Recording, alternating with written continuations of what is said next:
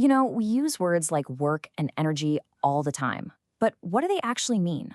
Well, in physics, these everyday words have these really specific, kind of surprising definitions that can mess with our intuition.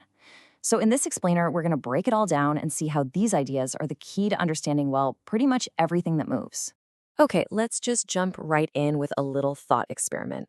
I want you to picture yourself holding a super heavy box. Your arms are shaking, your muscles are burning, you're breaking a sweat. It feels like you're doing a ton of work, right? But from a physicist's perspective, are you actually doing any work on the box itself? And the answer is nope. A big, fat no. I know, it sounds crazy. Your body is definitely burning energy, but in the superstruct world of physics, if that box isn't going anywhere, no work is being done on it. And that right there is one of those classic physics head scratchers that tells us we need a much clearer definition. All right, so if holding a heavy box isn't work, then what is? Clearly, it's not just about getting tired. Physics has a very specific checklist you have to meet. Here's the deal. For a physicist, work is all about the transfer of energy. And for that transfer to happen, two things absolutely must be true. You have to apply a force, and that force has to actually make the object move some distance, what they call a displacement. It's that simple. Force has to cause motion. So you can kind of think of it like this. For work to happen, you need to check 3 boxes. 1, is there a force? Yep. 2, did that force make something move? And 3, and this is the kicker that trips a lot of people up, the angle of the force matters. Only the part of the force that's actually pointing in the direction of the motion gets to count as work. Let's look at this textbook example. Imagine you're pulling a block with a rope, but you're pulling up at an angle. The block is only sliding forward, right? Horizontally? Well, physics is super picky here. It says that only the part of your pull that's parallel to the ground, the part that's actually pulling it forward, is doing work. The part of your force that's lifting it up doesn't count. And this brings us right back to our heavy box. When you're just holding it there, are you applying a force? Absolutely. You're pushing up against gravity. But what's the box's displacement? 0. Nada. It's not moving.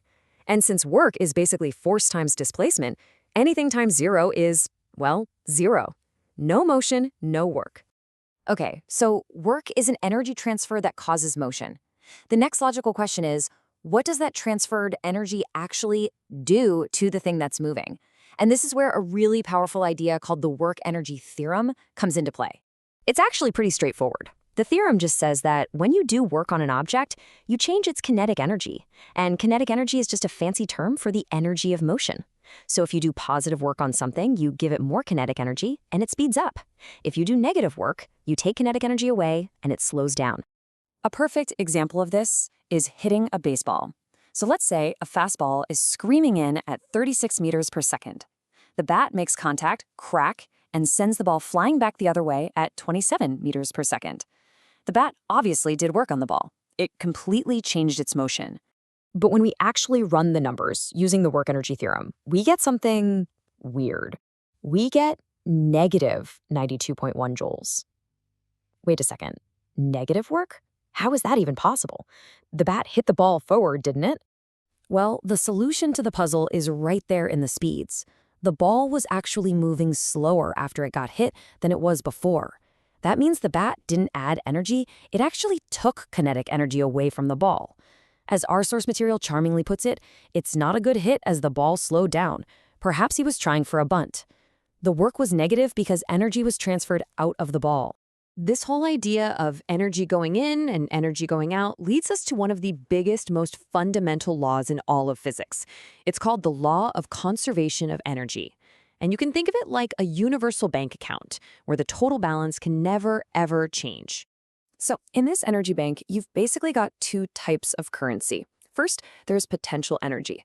Think of that like your savings account. It's energy that's stored up, ready to be used, usually based on an object's position, like how high it is.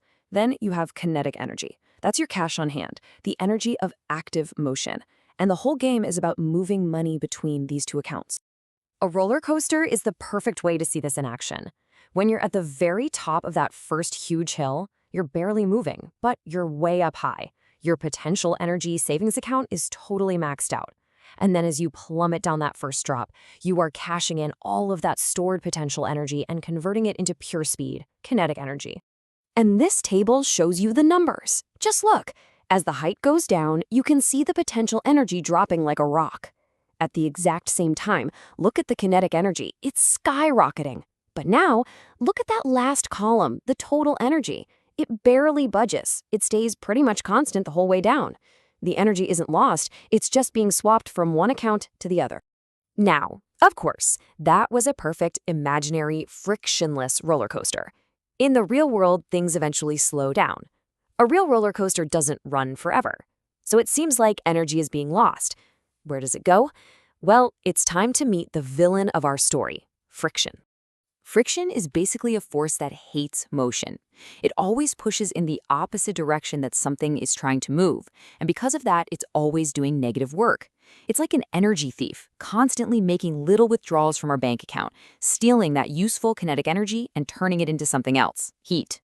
This picture shows it perfectly.